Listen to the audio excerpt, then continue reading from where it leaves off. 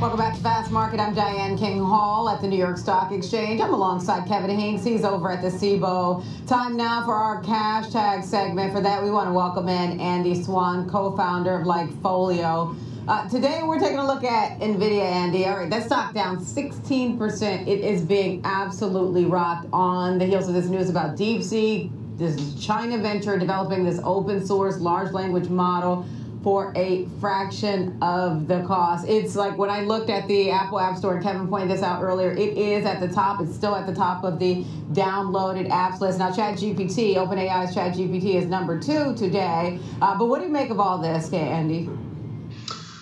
Well, I think it's a mistake to just accept the claim that this was done at a fraction of the cost. When I first heard the news, the first thing I did was go into DeepSeek, which is a phenomenal AI tool, and asked it to have a conversation with me about Tiananmen Square, and it would not do that. So, this is a company that is owned and controlled in some way by the Chinese Communist Party, not exactly known for being forthright with its disclosures. And so I think we can kind of discount that factor a little bit. The thing that is encouraging to me about this is that what DeepSeek did do is it created a better mousetrap, and it created a better way of thinking, of training, and it definitely created a cheaper way of doing so, especially in terms of the training data necessary to achieve high outcomes and the way that the model can teach itself through reinforced learning. These are big breakthroughs.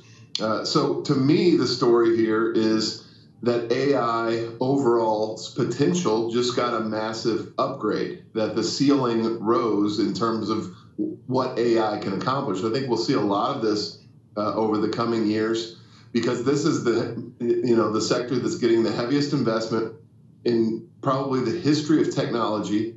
Massive companies chasing everything they can get, putting everything they can put into it. And so I think the big takeaway for me here is that, first of all, it isn't just a large company game anymore. If you accept what DeepSeek said, you don't have to have $50 billion to participate in this market. And I think that will open the AI up to a lot of smaller companies. It will broaden NVIDIA, AMD, Intel's customer base quite a bit.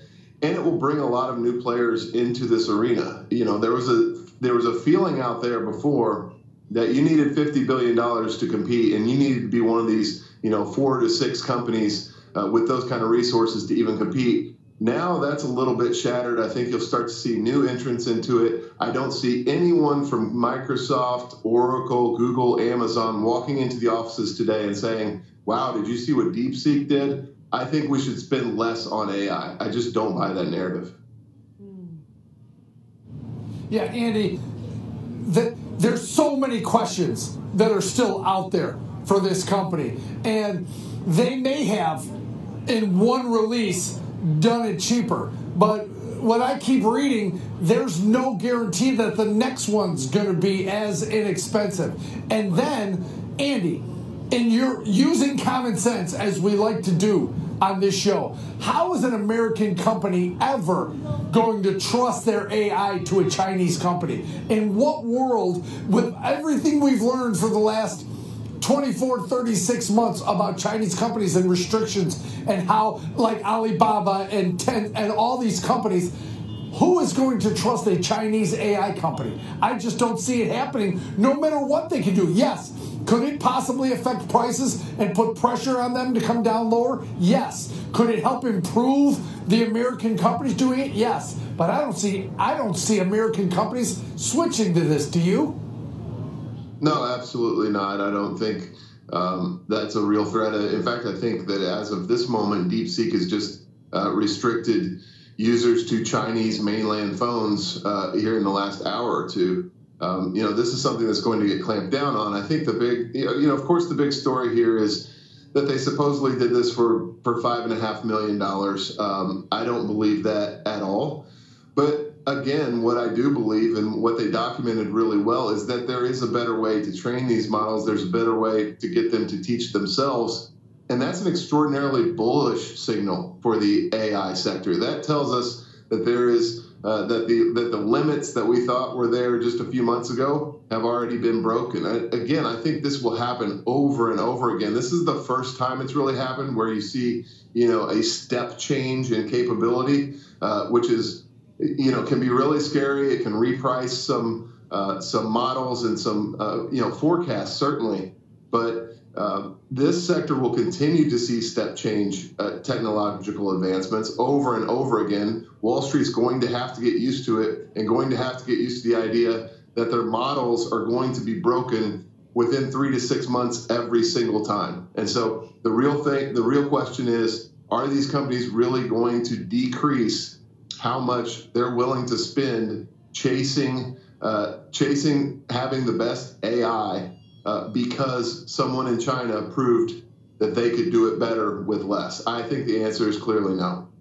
It's so funny, Andy. I got chills when you made that mention about trying it out and, what you looked up for with regard to Tiananmen Square. I just did a quick search on ChatGPT to see what it pulled up, and it pulled up a variety of information, including the historical information. So, it shows that OpenAI still has that leadership, at least in terms of informing with regard to diverse information. But I do want to ask you in the context of valuations, because there are some analysts who have argued that the valuations have been stretched within mega cap tech, especially they talk about NVIDIA being one of those. What do your channel checks or your data, what does your data show you with regard to what CapEx looks like for NVIDIA and the like, and how it compares across the group that you're watching?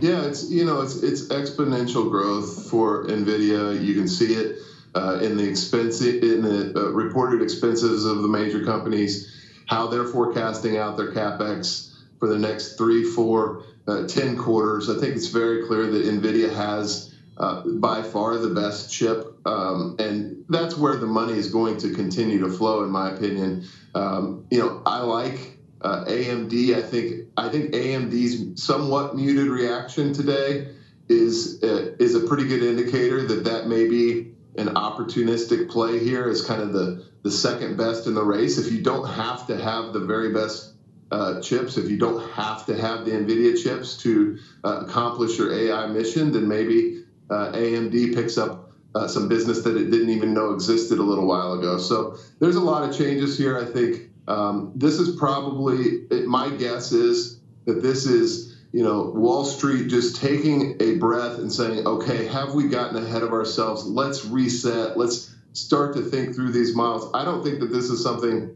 necessarily that continues to weigh on the market, probably beyond the Fed or next week. I think this is something that is simply a reset of expectations and of models, and just something that Wall Street's going to have to digest and get used to. This is the new reality of the AI space, is that you never know what's coming or where it's coming from.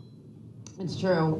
You don't, and especially with the pace that they're trying to develop, and if there is a pullback on the U.S. and export controls with regard to chips, I mean, they've already instituted certain caps there. But we'll leave it there with you, Andy Swan, co-founder of Lightfolio. Thanks a ton for your insight and analysis. Kevin.